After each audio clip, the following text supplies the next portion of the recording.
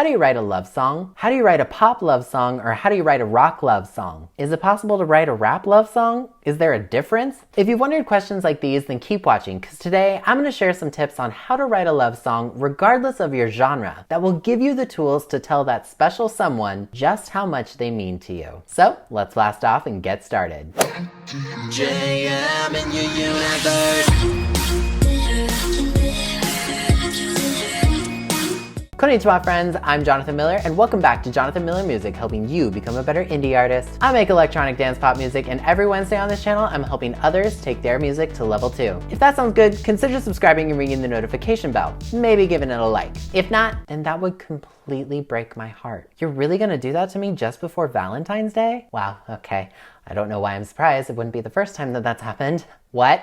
Subscribe! Okay, so how do you write a love song in 2021? Writing a true love song is almost like every songwriter's rite of passage, that everyone does eventually at least once. Some people make their whole careers off of writing them. You can make a love song in any genre. It can be short, it can be long, it doesn't matter. The only main focus of a love song is telling the truth that lives in your heart. Love songs are typically more poetic in nature and thrive off of metaphors and similes, even more so than normal. So here are some tips to help you pour your heart out through song. I've also included a link in the description to a Spotify playlist I made featuring some of my favorite love songs in case you need some more examples or inspiration. Anyway, here we go. Verses.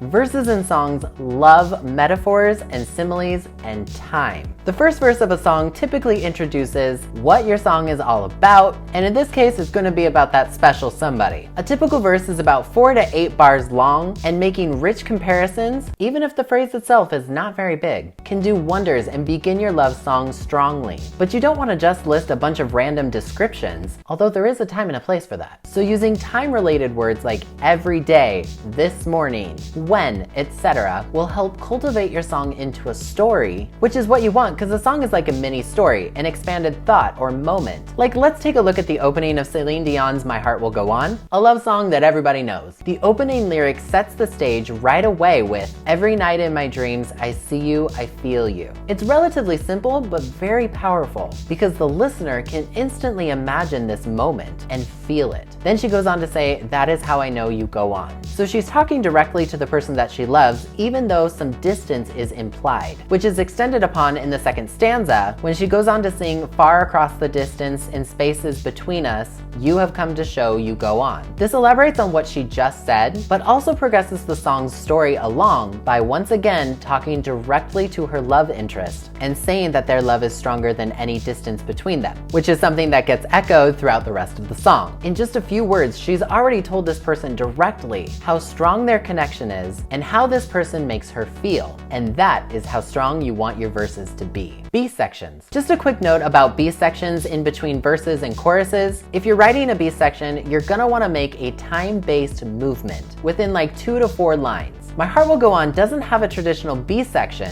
and if yours doesn't either, make sure that time-based movement is basically the last line of your verse. So for Celine's case, that would be the you have come to show part of the last line, because it indicates that some time has passed since these two people have known each other. Subtle time references will progress your story along without feeling like an interruption. Remember, a love song is between you and your person of interest. It's intimate and vulnerable, again, no matter what genre you're writing this in. Encompass the whole time you've known each other. There's beauty in your experience. Remember that. Choruses. The chorus in a love song is a simple but powerful statement. In Whitney Houston's I Will Always Love You, it's literally the title phrase repeated a couple times.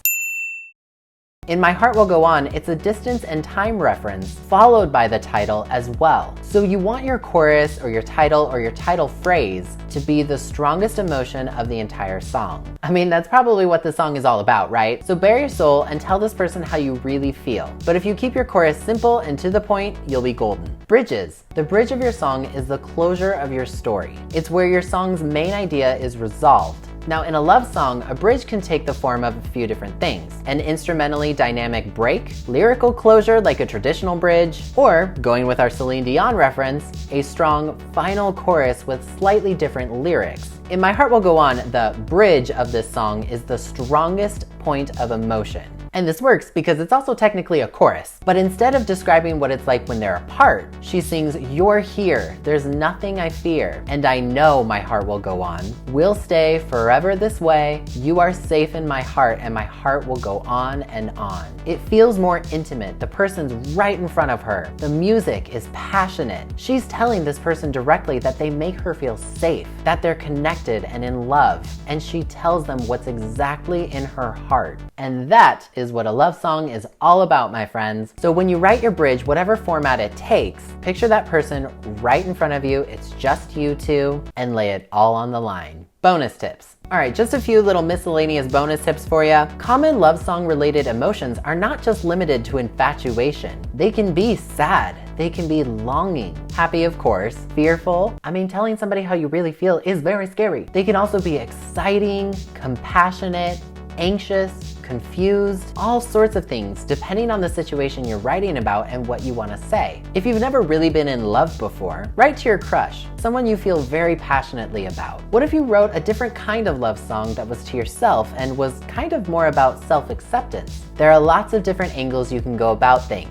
The most important parts of a love song are honesty and vulnerability. If you can be vulnerable enough to be honest with someone and tell them how you really feel, then your love song is just a pen and paper away from being written.